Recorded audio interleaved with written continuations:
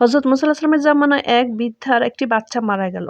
তখন বৃদ্ধা কাঁদছিল। মুসা আলাইহিস সালাম তাকে জিজ্ঞেস করল, "তুমি কাঁদছো কেন?"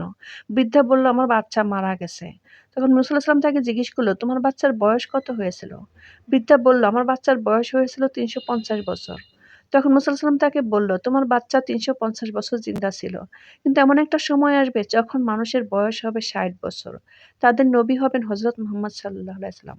তখন বৃদ্ধা অবাক হয়ে তাকে জিজ্ঞেস করল, "এত অল্প সময় তারা কি বালেগ হবে?"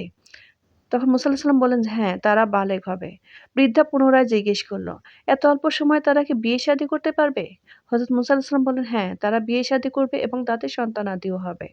বৃদ্ধা পুনরায় জিজ্ঞেস করল, "এত অল্প সময়ে তারা কি নেকি ও সওয়াব অর্জন করতে পারবে?" তখন মুসা আলাইহিস সালাম বললেন, "হ্যাঁ, তারা এত নেকি অর্জন করবে যে তাদের নেকি দ্বারা আমাদের নেকি ঢেকে দিলে আমাদের নেকির কোনো নিশানাই থাকবে না। শুধু তাদের নেকিই দেখা যাবে। কারণ আল্লাহ তাআলা তাদেরকে এমন একটি মাস দিবেন, সেই মাসের নাম হবে রমজান মাস। যে মাসের একদিন ইবাদত করলে ৮৩ বছরের সওয়াব অর্জন করা হবে। সুবহানাল্লাহ।